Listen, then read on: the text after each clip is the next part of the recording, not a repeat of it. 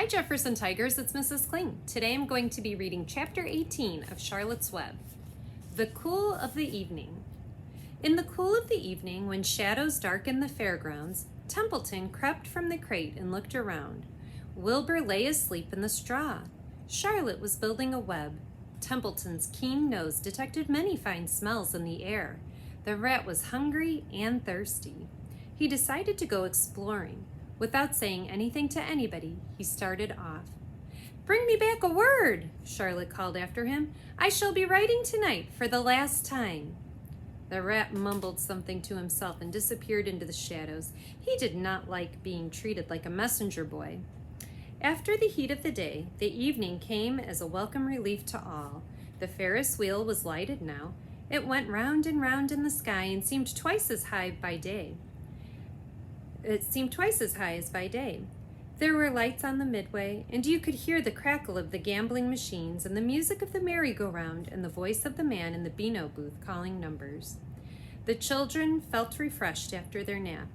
Fern met her friend Henry Fussy, and he invited her to ride with him in the Ferris wheel. He even bought a ticket for her, so it didn't cost her anything. When Mrs. Arable happened to look up into the starry sky and saw her little daughter sitting with Henry Fussy and going higher and higher into the sky, into the air, and saw how happy Fern looked, she just shook her head. My, she said, "Henry Fussy, think of that." Templeton kept out of sight. In the tall grass behind the cattle barn, he found a folded newspaper. Inside of it were leftovers from somebody's lunch, a deviled ham sandwich, a piece of Swiss cheese, a part of a boiled egg, and the core of a wormy apple. The rat crawled in and ate everything. Then he tore a word out of the paper, rolled it up, and started back to Wilbur's pen. There you can see the picture of Templeton the rat inside of the bag, and those are the words on the bag. Charlotte had her web almost finished when Templeton returned, carrying the newspaper clipping. She had left a space in the middle of the web. At this hour, no people were around the pig pen, so the rat and the spider and the pig were by themselves. "I hope you bought a good one," Charlotte said. "It is the last word I shall ever write." "Here," said Templeton, unrolling the paper. "What does it say?" asked Charlotte. "You'll have to read it for me." "It says humble," replied the rat. "Humble?" said Charlotte. "Humble has two meanings. It means not proud, and it means near the ground. That's Wilbur all over. He's not proud, and he's near the ground." "Well, I hope you're satisfied," sneered the rat. "I'm not going to spend all my time fetching and carrying. I came to this fair to enjoy myself, not to deliver papers." "You've been very helpful," Charlotte said.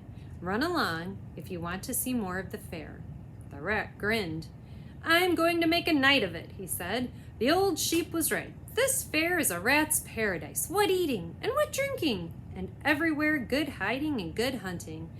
Bye-bye, my humble Wilbur. Fare thee well, Charlotte, you old schemer. This will be a night to remember in a rat's life." He vanished into the shadows. Charlotte went back to her work. It was quite dark now. In the distance, fireworks began going off, rockets scattering fiery balls in the sky. By the time the Arables and the Zuckermans and Lurvy returned from the grandstand, Charlotte had finished her web. The word humble was woven neatly into the center. Nobody noticed it in the darkness. Everyone was tired and happy. Fern and Avery climbed into the truck and lay down. They pulled the blanket over them.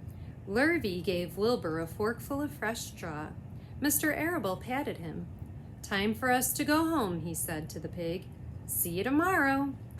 The grown-ups climbed slowly into the truck, and Wilbur heard the engine start, and then he heard the truck moving away in low speed. He would have felt lonely and homesick had Charlotte not been with him. He never felt lonely when she was near. In the distance, he could still hear the music of the merry-go-round. As he was dropping off to sleep, he spoke to Charlotte. "Sing me that song again about the dung and the dark," he begged. "Not tonight," she said in a low voice.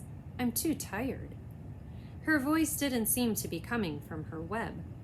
"Where are you?" asked Wilbur. I can't see you. Are you on your web? I'm back here, she answered. Up in this back corner. Why aren't you on your web? Asked Wilbur. You almost never leave your web. I've left it tonight, she said. Wilbur closed his eyes. Charlotte, he said after a while, do you really think Zuckerman will let me live and not kill me when the cold weather comes? Do you really think so? Of course, said Charlotte. You're a famous pig. You are a famous pig, and you are a good pig. Tomorrow you will probably win a prize. The whole world will hear about you. Zuckerman will be proud and happy to own such a pig. You have nothing to fear, Wilbur. Nothing to worry about. Maybe you'll live forever. Who knows? And now go to sleep. For a while, there was no sound. Then Wilbur's voice. What are you doing up there, Charlotte? Oh, making something, she said. Making something as usual.